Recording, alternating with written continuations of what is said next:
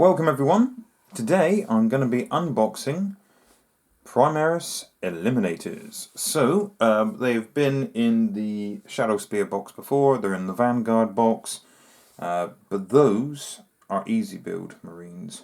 So you just clip them together and they're done. And they're a great kit, they're lovely looking models, they really are fantastic, but this box is the multi-part kit. So it's going to be no difference rules wise, but I will discuss the rules later on. Just wanted to show off these lovely models. I think they're really good. They've done exceptionally well for me. I've always liked the idea of snipers in 40k.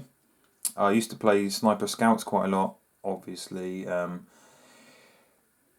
were never massively reliable. They didn't have any AP, and in this edition AP is rife. That one time you do get the 6 on the wound, they are pretty good. So now obviously these guys have really replaced them. No one's really using the scouts anymore. You know, they haven't got OBSEC, they're elite.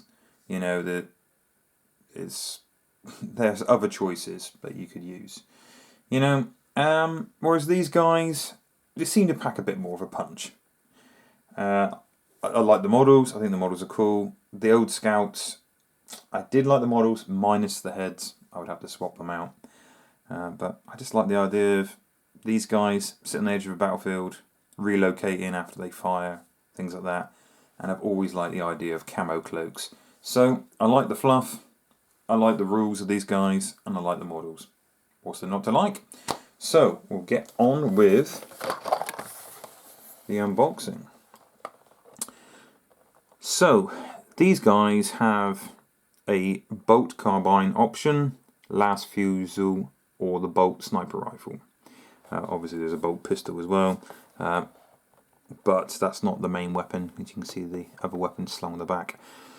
The multi-part kit is wicked, hands down, because not only can you pick the different weapons, whereas you can't in the quick build Eliminators.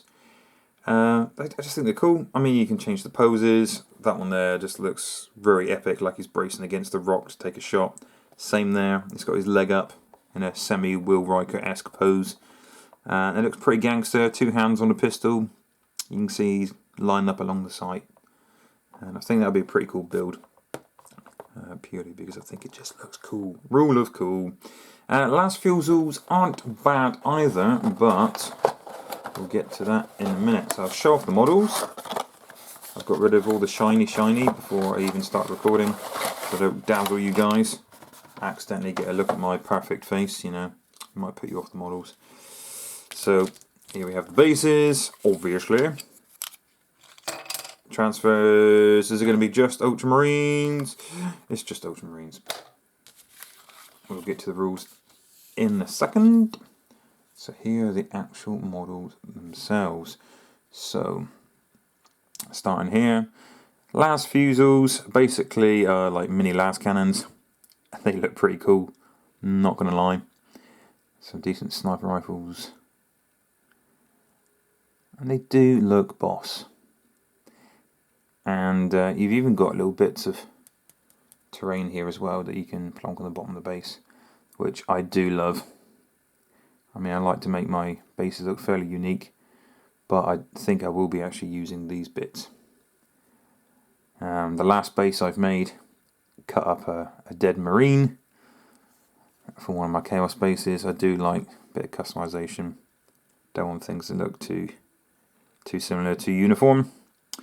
There's the 2 hands on a pistol option. So the 3 heads there, the 3 head options. All 3 do look different from the easy assemble kit, which is nice. Not that there's anything wrong with those heads, they're pretty cool heads. Just don't want models being too similar. And then you've got another 3 heads there, which are pretty cool. That bare-face one's nice,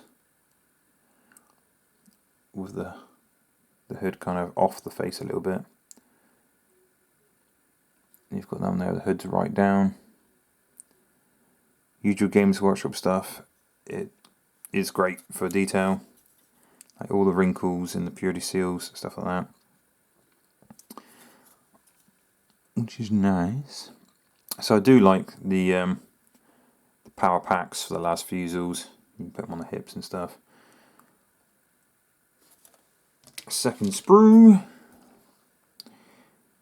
So this is the Sergeant. Different head options again. Bolter, sniper rifle, last fusel. Sniper rifle, no scope. It's pretty cool. You have the option of a pair of binoculars. I'm not going to use that purely. I would have done if I didn't have the easy build kit, and that's what they had in that. But he has a single scope there, which is pretty nice. So if you had this guy holding his rifle, you could have him looking through the scope like a pirate. It's pretty cool. Loads of great options. And I do like the camo cloaks. I mean, you can just paint it just black, or a lot of people try to blend them in to the terrain they're standing on, which I think is a great option. Right, and when I have the rundown of the rules, we can have a looky at that. So, these rules are fairly recent. It's 2019. You can see here, last fusel, bolt carbine with the binoculars. I do think the bolt carbine is pretty cool. Not necessarily rules wise, but it just looks like he's, you know, breaching, storming a room. Whereas the sniper rifle has just got slung around his neck like that and looks wicked. Several different options you can use. Little ammo pouches as well. I think these models look boss, I really do. So I have used them a couple times in this edition for Blood Angels since the latest codex and everything. Have done quite well. I think I've been a bit jammy, and not necessarily saying they're epic all the time and they're a must-have, but in one game I was going against salamanders, and I tried to get hold of the apothecary, but my opponent moved out of the way. But I did manage to get line of sight, get a bead on his librarian, and took the librarian out in one turn with a unit of these guys, which is pretty cool. Not too shabby. So that was with the sniper rifle, and I used the, I think it was the mortis round. It must have been the mortis round. It's a heavy one, so there was 3 shots going in. They all hit. They all wounded, and I think one of them was a crit as well, which inflicts a mortal wound in addition, which is really, really nice. So what I like about these guys, movement 6, like most Marines, weapon skill and ballistic skill 3, strength 4, toughness 4, 2 wounds apiece. The attacks, well, if you're using your close combat attacks, you're probably doing something wrong. An average leadership for a Marine, and a 3-up save. Doesn't look anything untoward really on the stat line, does it? But when you get into the abilities, which we'll go on to here, I'll put a bit more light on so you get rid of the shadow a minute of the camera. There we go, people. That's better, isn't it? So we have Camo Cloak. So basically, fit with the Camo Cloak, they have +2 to the saving roll instead of 1 for being in cover. So normally 3-up save, in cover, normally a 2-up save, right? Well, you're basically giving them a +2 when they're in cover, so they're a 1-up save. Which means if someone's hitting you with an AP1, you're still a 2-up save, which I think is really, really good. Because AP is a bit of a big deal in this edition. But there is a few amendments now. So there is no guided aim. So even though this book has only been out now for a year, maybe 2 years at the most, Guided aim has gone. It's not actually one of the abilities. Now, covering fire, there is still an ability called covering fire, but it hasn't got the same wording at all. But concealed positions have, so you can still set up during this. You can still set up this unit during deployment. If you set up anywhere on the battlefield that's more than 9 inches away from enemy deployment zones and enemy models. So that stays the same, but guided fire is gone, and covering fire is now worded as such. In your shooting phase, after this unit has shot, if it's not within engagement range of any enemy units, and this unit contains an Eliminator Sergeant equipped with a bolt carbine, it can make a normal move as if it was your movement phase, which basically means they're kind of like real life snipers. They like to relocate after they fire. So if you've got the Eliminator Sergeant and he's equipped with the rifle instead of a sniper rifle, the unit can, after they shoot, move, which I think is pretty cool. Keeps them out of way, keeps them out of trouble. Yes, they got camo cloaks, keep them alive a bit longer, but if you can't see them, you can't shoot them, which is wicked. But it does bring me to an example. Remember Grey Knights can see through buildings with a psychic power. I was playing against my friend Luke in a tournament. I was getting all cocky, thought it was safe, all up on the tower, shooting his characters and then relocating. He's like, yeah, you want to relocate behind the building? No problem. Now cast a spell, I can see through the building. Not only can they then see you, but you do not get the benefit of cover, which means your camo cloak does nothing. Does nothing, son. So, I think they're really good. The relocating is amazing. Yes, unfortunately, it does mean you have to give up your sniper rifle for your sergeant, but I do think it is pretty good. So the sniper rifle, the wording has changed. The ammunition is still the same. You still have the executioner, the hyperfrag, and the mortis round. But now blast is a thing. So the hyperfrag now reads as heavy D3, range 36, strength 5, no AP, 1 damage. Same as before, but the keyword now says blast. Which means if you shoot a unit of 10, for example, that heavy D3 is just a flat heavy 3, which is great. So you've equipped your unit with 2 sniper rifles, and your leader's got the bolt rifle, which is pretty cool.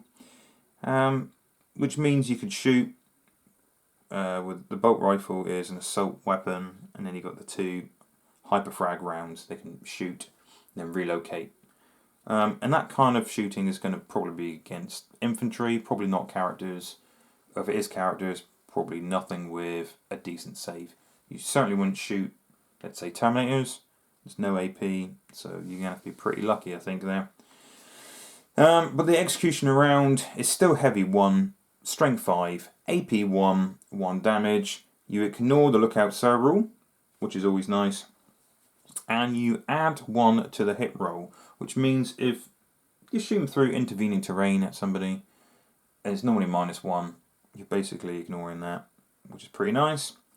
Because you can only ever get -1 now, you can't get anything more than that. Like the last edition, sometimes it was -3, it was a bit crazy.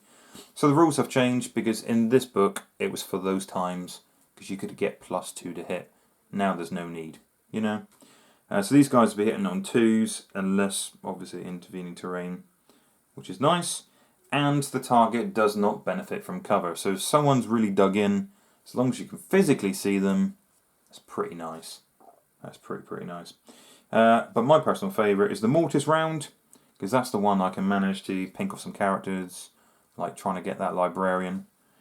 So each time you select a target for this weapon, you can ignore the lookout sir rule, which is fair enough. I think it is, anyway. When resolving attack with this weapon, a wound roll on a 6+ inflicts a mortal wound. So if you can get a +1 to wound, that would be epic.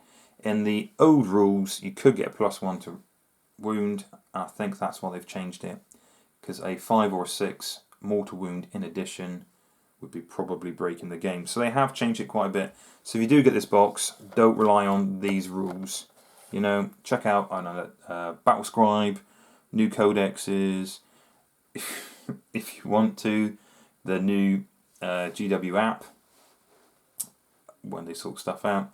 But no, the weapons, the ammunition is still the same, but the wording has changed slightly for all of it. So I was talking about the bolt carbine that your sergeant's probably got. It's range 24, it's assault 1, strength 4, so not quite so good, but it's still AP 1 and 2 damage. It still ignores the lookout sir rule, which is okay. And 2 damage, it's a marine killer. Alright, it's AP 1, but in the assault phase, obviously it'd be AP 2. It's not that bad. It's not that bad. It doesn't cost you anything either. So when you have the bolt sniper rifle, for example, it's the same as the sergeant's bolt rifle as well, bolt carbine. Last fusils.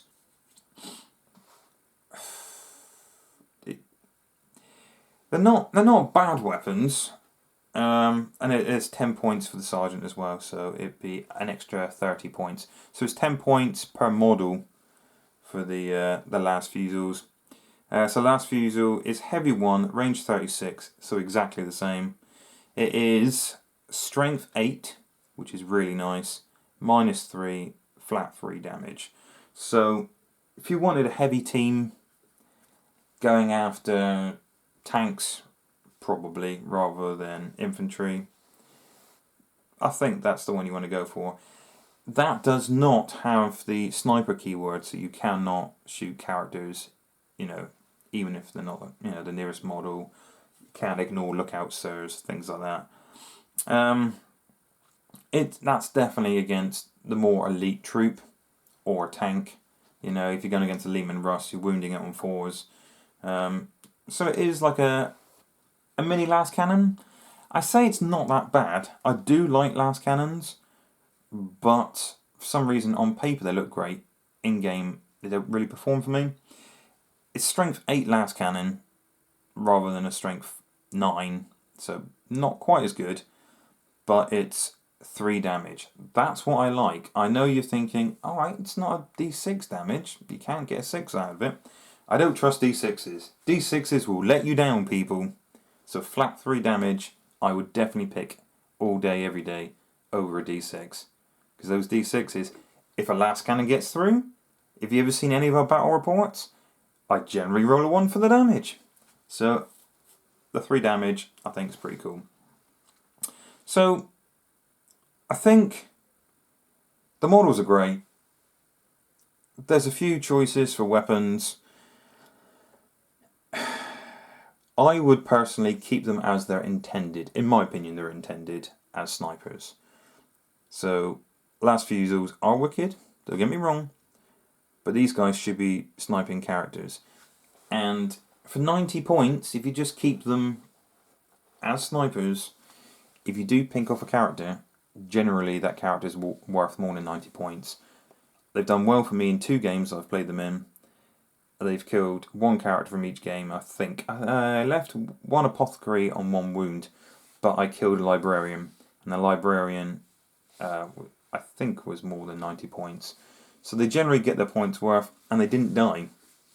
So it's great how they can fire and relocate. I think they are a fantastic unit. They look cool, the weapons are cool, and I really like the box over than the easy assemble Eliminators, purely because I could have a scope instead of binoculars for the sergeant. I can have some really nice poses, looks like they're rearming, and you've also got the weapon options if you want as well.